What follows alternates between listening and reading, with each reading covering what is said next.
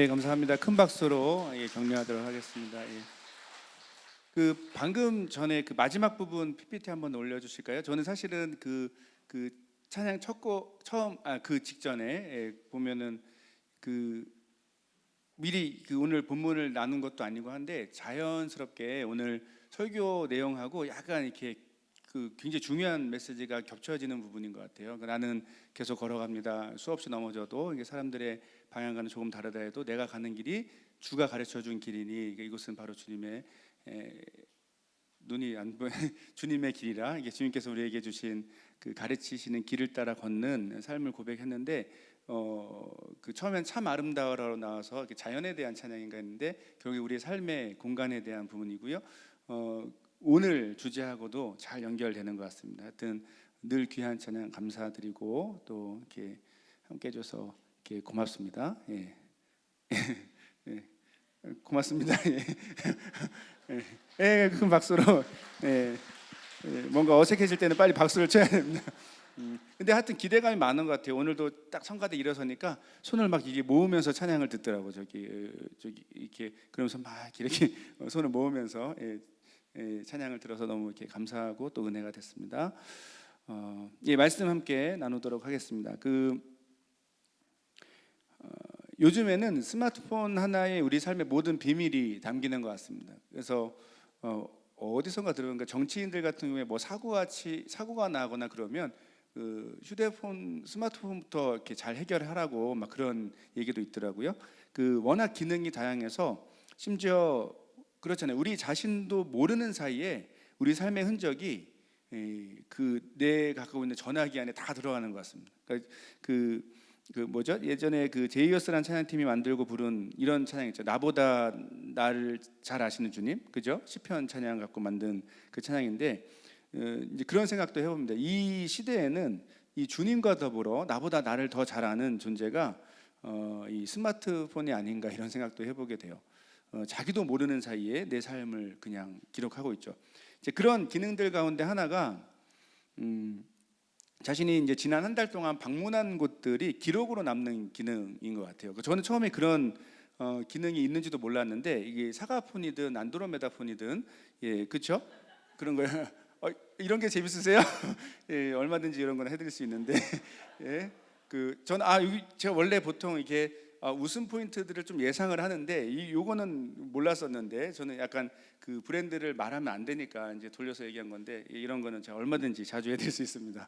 어쨌든 사과폰이든 안드로메다폰이든 두 번째는 안 그러네요. 예, 어쨌든 자신의 어카운트로 이 위치 기록 기능을 열어놓으면 이게 자동으로 우리가 가는 곳들이 지도에 남게 되죠. 제가 이제 몰랐다가 이제 어느 순간에 저한테 이메일이 날라온 거 보고 처음에 되게 깜짝 놀라고 좀 섬뜩했던 기억이 있습니다. 지난 한 달 동안 제가 방문했던 곳들이 지도에 표시가 되어서 그게 이메일로 날라온 거예요.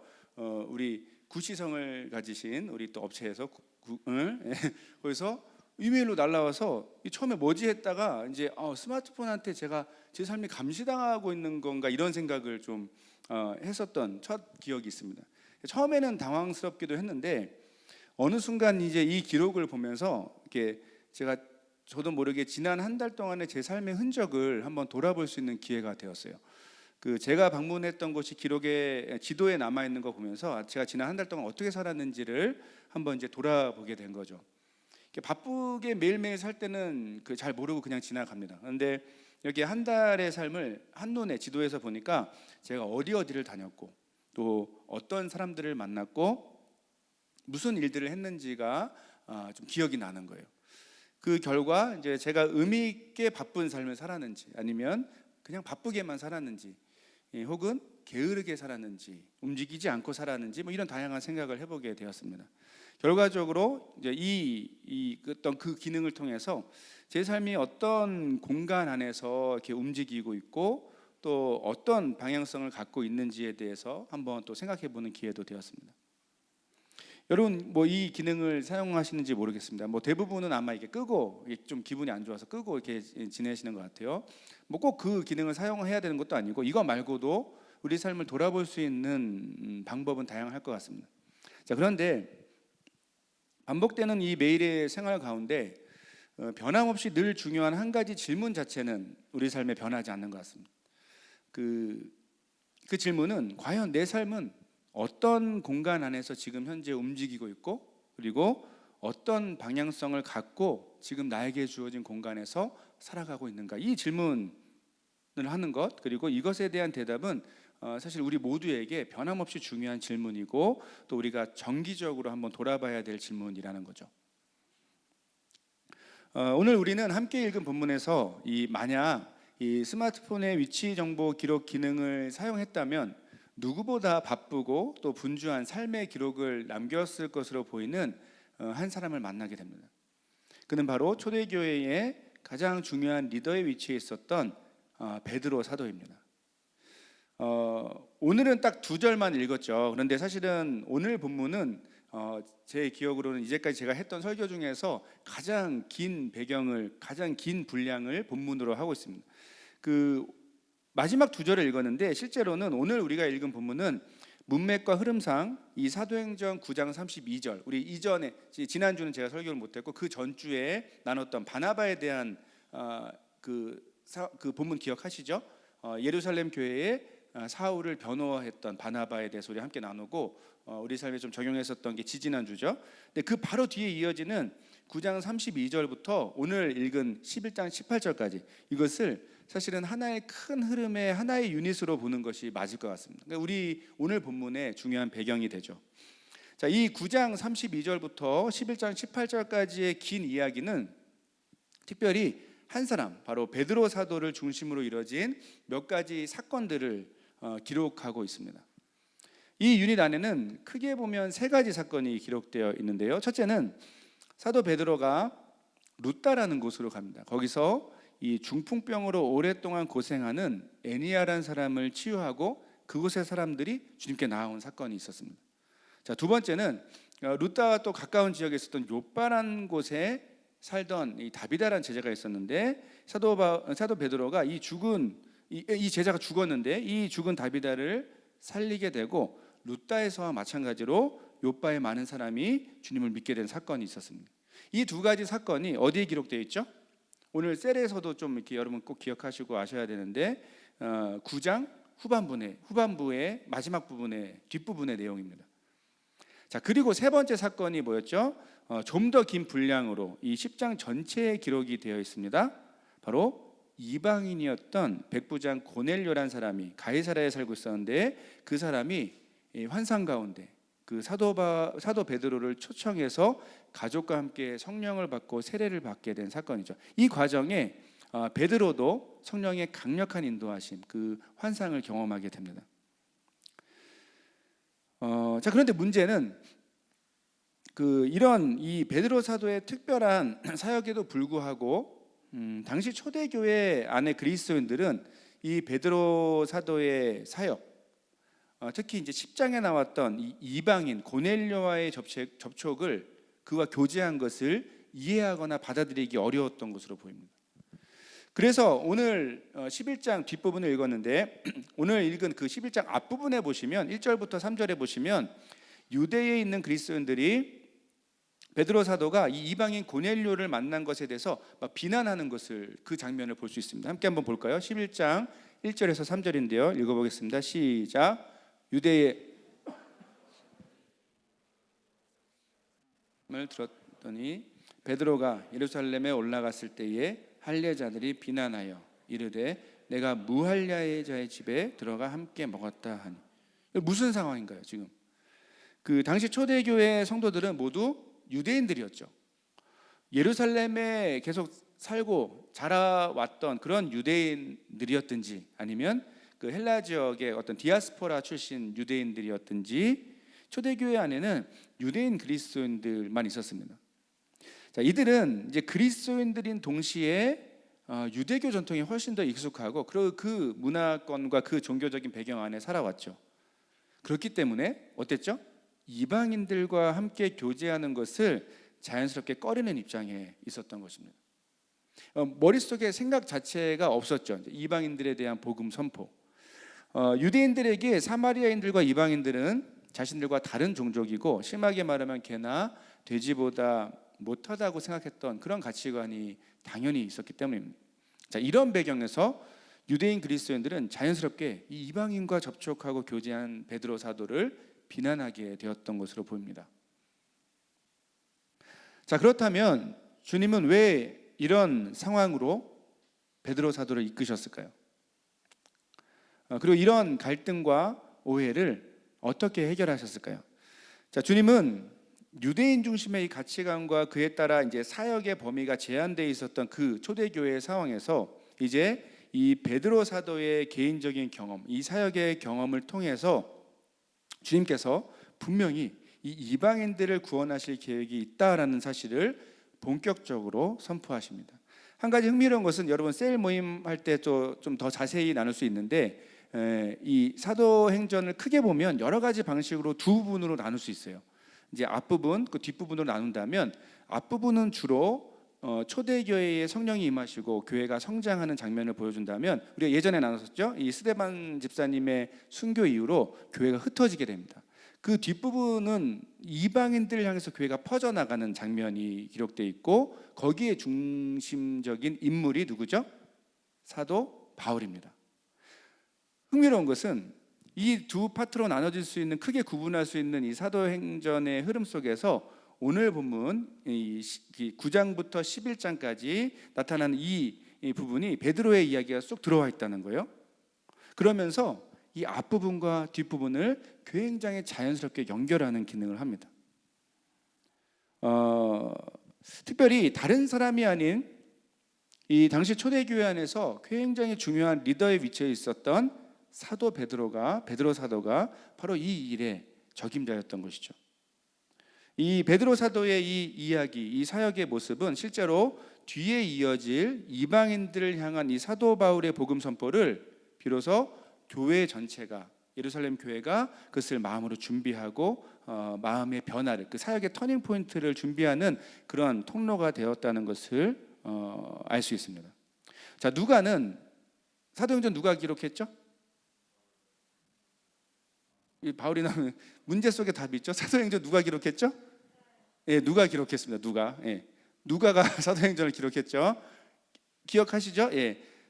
누가가 이 사도행전을 기록하면서 바로 이 베드로 사도에게 이 이야기를 이렇게 기록하면서 이 터닝 포인트의 순간을 이 베드로 사도를 중심으로 우리에게 소개했던 그 의도를 우리가 충분히 볼 수 있죠. 실제로 흥미로운 것은 사도 베드로는 이제 이 역할을 감당하고 사도행전의 흐름 속에서 사도행전 15장까지 나오고 이제 그 중심된, 오늘 본문이 중심적인 가운데 위치해 있고 15장까지 등장하고 그 다음에 뒤에는 사라집니다. 안 나옵니다. 이름 자체가 안 나와요. 그 다음에는 사도 바울에게 쭉 이어져서 이제 사역이 이방인을 위한 퍼져나가는 교회의 사역이 나오고 있죠.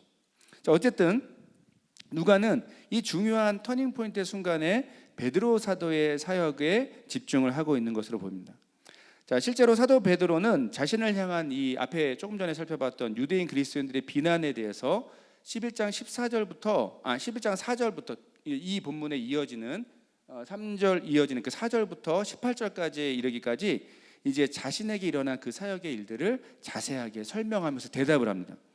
예배가 끝나면 꼭 9장부터 11장까지를 꼭 잘 읽어주세요. 자, 요약하면 흩어져 있던 이 그리스도인들을 돌보면서 다니다가 욥바에서 환상 가운데 주님께서 이방인 고넬료를 자신으로 하여금 만나게 하셨다는 겁니다. 그리고 고넬료와 그 주변 사람들에게 말씀을 선포하니까 그들에게 성령이 임했다는 것이죠. 이 상황을 쭉 종합해 보면 이방인을 구원하시려는 그 주님의 뜻이 명확하지 않겠느냐라고 이렇게 말하는 것이 사도 베드로의 주장이었습니다. 이 베드로의 설명에 대한 초대교회의 반응은 어땠습니까? 오늘 본문 18절을 다시 한번 읽어볼까요? 시작. 그들이 이 말을 듣고 잠잠하여 하나님께 영광을 돌려 이르되 그러면 하나님께서 이방인에게도 생명 얻는 회개를 주셨다 하니라. 지금 굉장히 강력한 독특하고 특별한 사역의, 초대교회의 사역의 그 터닝 포인트가 이루어지는 순간입니다. 교회가 이해를 하게 된 거죠. 받아들이게 된 것이죠. 하나님이 이방인에게도 생명 얻는 회개를 주셨구나. 이미 충분한 신뢰 관계가 있었던 이 사도 베드로였기 때문에 이 초대교회는 이 상황을 주님의 뜻으로 받아들였다라고 소개하고 있는 것 같습니다. 자, 결국 누가는 사도행전 9장 32절부터 이 11장 18절까지 이어지는 이 내용을 통해서 이제 주님께서 이방인을 향한 그 복음 전도를 교회적인 차원에서 준비시키셨다라는 것을 강조했던 것으로 보입니다. 자, 그런데 이 모든 과정에서 중요한 내용 한 가지를 우리는 마음에 새겨야 합니다. 그것이 오늘 본문의 주제이기도 한데요. 그것은 주님께서 이 사역의 터닝 포인트의 순간에 사용하신 베드로 사도는 실제로 바로 자신의 삶의 그 넓은 발걸음을 그 걸음을 걸어가는 동안 순간순간 자신에게 들려오는 그 부르심, 요청, 그리고 주님께서 허락하시는 말씀 가운데 민감하게 반응하던 사람이었다는 것에 또 중요한 초점이 있다는 것이죠. 실제로 이 9장 32절부터 11장 18절까지 이어진 이 베드로 사도에 대한 긴 기록에는 어떤 패턴이 나옵니다.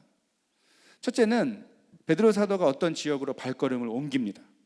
그리고 그 지역에 있는 누군가의 필요에 대해서 그는 믿음으로 반응합니다. 또 예수 그리스도의 이름으로 사역을 하게 되죠. 그 결과 그 지역에 있었던 사람들에게 치유와 회복, 성령의 역사가 일어났다는 것이죠. 루다의 애니야, 그리고 욥바의 다비다, 그리고 가이사랴의 고넬료에 이르기까지 이 세 케이스에 모두 적용되는 패턴입니다. 이 패턴이 무엇을 의미할까요?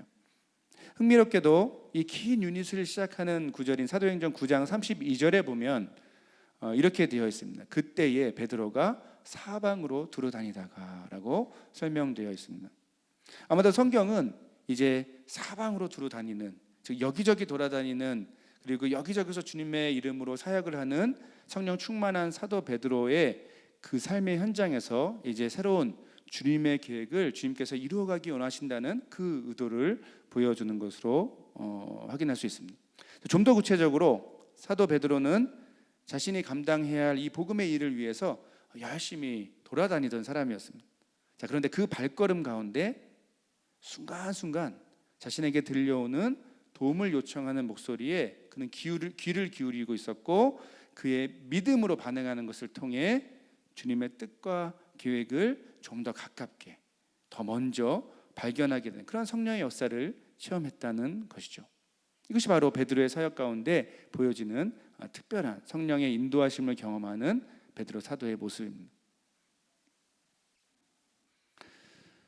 여러분, 실제로 그렇습니다. 이런 사도 베드로의 발걸음은 그냥 베드로 사도의 혼자만의 이야기가 아니라는 것이죠.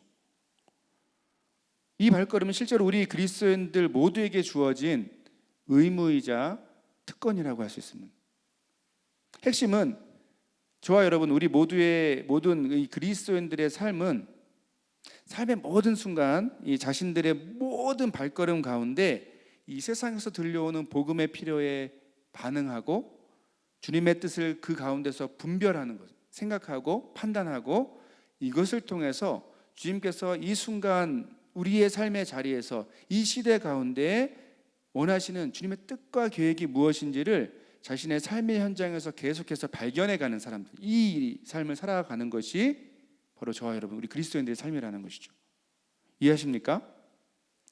많은 사람이 안타깝게도 이런 좀 가치관이 있습니다. 복음으로 살아가는 삶, 선교적 삶, 그리스도인의 삶, 믿음으로 살아가는 것을 주님의 일을 하는 것을 어떤 하나하나의 프로젝트를 해결해 가는 것으로 오해하는 경우들이 좀 있습니다. 예를 들면 이런 거예요. 교회에서 어떤 교사의 일을 하는 것, 찬양팀을 하는 것, 혹은 셀이나 팀을 인도하는 것, 그리고 선교지에 나가는 것, 이런 주로 교회의 문화 속에서 배경에 있는 어떤 일들을 주님의 일로 해석하는 경우가 많습니다. 이게 틀린 말이 아니고 당연한 것이죠. 이 모든 것이 주님의 일은 맞습니다. 자, 그런데 거기서 더 중요한 생각의 방향이 필요합니다. 그것은 그것들만이 주님의 일이 아니라 우리 삶의 모든 발걸음이 주님께서 우리에게 맡겨주신 소명의 순간들, 사명의 순간들이라는 것을 기본적으로 여러분 생각하고 이 주님의 일들을 해석해야 합니다. 여기서 중요한 것은 우리 삶의 모든 순간마다 어디서든지 그때그때 우리를 향해서 부르시고 우리를 인도하시는 주님께 민감하게 깨어있고 믿음으로 반응하는 삶입니다. 민감하게 깨어있고 믿음으로 반응하는 삶. 이런 점에서 우리가 소명 혹은 사명이라고 생각하는 것은 어떤 하나의 직업이나 우리에게 맡겨질 일들이 아닌 것이죠. 성경에서 우리에게 보여주고 강조하는 소명, 사명, 그 중심의 삶은 실제로 우리 삶의 모든 순간에 확대됩니다. 우리 삶 전체가 모든 순간이, 모든 곳이 주님께서 부르시고 보내시는 사명의 자리라는 것입니다. 이 삶의 공간, 우리 모든 발걸음 가운데 우리는 다양한 모습으로, 또 풍성한 모습으로 끊임없이 쉬지 않고 주님의 일을 해 나가는 것이죠. 오늘 우리는 이제 설교 이후에 바로 이어서 도미니카 공화국 단기 선교팀을 파송합니다. 여러분, 이 팀에 지금 딱 어디 앉아 있을까요? 우리 딱 눈에 딱 띄는데, 다 한 번에 쳐다보시네. 예, 바로 눈에 띄시죠. 예. 우리 이 귀한 팀의 존재와 파송을 그냥 우리 청년 1, 2부의 어떤 이렇게 하나의 여름의 행사, 이벤트 정도로 생각하지 않기를 부탁드립니다. 그보다 이런 거예요. 우리 모두 평생에 걸쳐 살아내야 할 선교적 삶을 구체적으로 드러내는 여러 가지 방법들 중에서 굉장히 중요한 하나의 믿음의 표현으로 여러분 좀 생각해 주시기를 부탁드립니다. 저는 확신하건대 이번 이 단기 선교에 참여하는 분들은 이 각자 자신에게 허락하신 독특하고 특별한 주님의 부르심에 각자 믿음으로 응답한 귀한 우리의 동역자들이라고 믿습니다. 이해하시죠? 아마도 이 부르심과 은혜의 경험은 이번 팀원들 한 분 한 분 서로 다 다를 거라고 저는 확신합니다. 실제로 제가 이제 함께 교제하고 팀 모임을 할 때 들어보면 정말 7분 계신 분들이 다 달라요. 단기 선교에 지원한 동기도 다를 수 있고 마음의 기대감도 다를 수 있습니다. 그리고 각자 감당할 수 있는 일들의 종류와 역량도 다 다릅니다. 어떤 분은 이걸 잘하고 어떤 분은 또 다른 분은 다른 걸 잘하죠. 그런데 한 가지 사실은 분명합니다. 주님은 이 팀원들 각자에게 독특하고 개인적이고 특별한 부르심과 확신을 주셨고, 이 부르심에 반응해서 이 자신의 삶에 주어진 일주일이라는 이 시간을 이분들이 믿음으로 또 선교지의 귀한 영혼들과 함께 하기로 결정하고 작정했다는 것이죠. 그리고 이 각자의 서로 다른 경험들이 모아져서 우리 공동체가 청년 1, 2부 그리고 N세대까지 포함한 우리 공동체가 함께 이 도미니카 공화국의 귀한 영혼들을 섬기고 그들에게 주님의 복음과 사랑을 선포할 그런 기회를 얻게 된 것이라고 저는 믿습니다. 실제로 오늘 작년 예배 우리 교회 주보를 보시면 우리 영락 포커스에 우리 팀을 좀 소개하는 시간이 있었는데요. 줌 미팅을 하다가 이제 도미니카 공화국 박성민 선교사님의 좀 나눔을 듣게 됐습니다. 이 팬데믹 기간 동안에 우리가 단기팀이 못 갔잖아요. 근데 거기서 이제 늘 우리 유치원 아이들이 도미니카 공화국의 아이들이 한국 선생님들 언제 오냐고 팬데믹 기간 내내 물었다고 해요. 저는 이제 그 얘기를 듣고 이런 생각을 해봤습니다. 이게 사실은 여기 안에서도 단기 선교 팀을 보내는 부분, 나가는 부분에 있어서 생각들이나 가치관이 다 다를 것 같아요. 다를 수 있습니다. 괜찮습니다. 근데 이제 저는 이제 목회자로서, 교역자로서 공동체를 이끄는 어떤 리더십의 입장에서 그런 생각을 해봤어요. 우리가 단기 선교를 무리하면서까지 또 열심히 해야 될 이유를 찾는다면 조금 전에 들었던 그 목소리가 아닌가. 다양한 효율성이나 경제성을 생각하기보다 그냥 거기서 우리를 찾고 기다리는 영혼들이 있다는 것. 이거보다 또 더 특별한 이유가 있는가? 우리가 하지 말아야 될 또 더 강력한 이유가 있는가? 이게 사실 그걸 잘 못 찾겠더라고요. 결국에는 선교지에서의 부르심이 있고 요청이 있고 기다림이 있기 때문에 우리는 나가는 것입니다. 여러분, 주님의 일은 이렇게 이루어지는 것이죠. 하나님 나라는 이런 신비한 방식으로 세워져 가게 되는 것입니다. 여러분, 주님의 일, 하나님 나라의 역사는 이 자신의 삶의 발걸음을 순간순간 우리에게 주어진 그 믿음의 발걸음을 걷는 동안에 어떻게라도 조금이라도 이 주님의 부르심과 주님의 인도하심에 좀 제대로 한번 맞춰가면서 걸어가 보려고 그렇게 애를 쓰고 그렇게 믿음으로 삶을 드리는 그 다양한 믿음의 사람들을 통해서 놀라운 하나님의 일이 계속적으로 이루어져 왔다는 것이죠. 지금도 그렇게 이루어져 가는 것입니다. 실제로 이제까지 주님의 역사는 우리가 예상하는 방식이 아닌 주님의 뜻과 계획에 마음을 열고 귀를 기울이고 그의 믿음으로 순종한 사람들을 통해서 항상 이루어졌습니다. 시스템, 재정력 그런 것이 아니죠. 세상의 기준으로 볼 때 조직력과 자금력이 강하지 않아도 뭔가 허술해 보이고 부족해 보여도 주님 앞에 열린 마음으로 민감하게 반응하려고 또 순종해 보려고 하는 그 한 사람이 있다면 주님의 뜻과 계획은 항상 놀라운 방식으로 펼쳐져 왔다는 것을 저는 이 기독교 역사의 지난 이야기들을 통해서 확신하고 있습니다. 그것이 바로 하나님의 일이 이루어지는 방식입니다.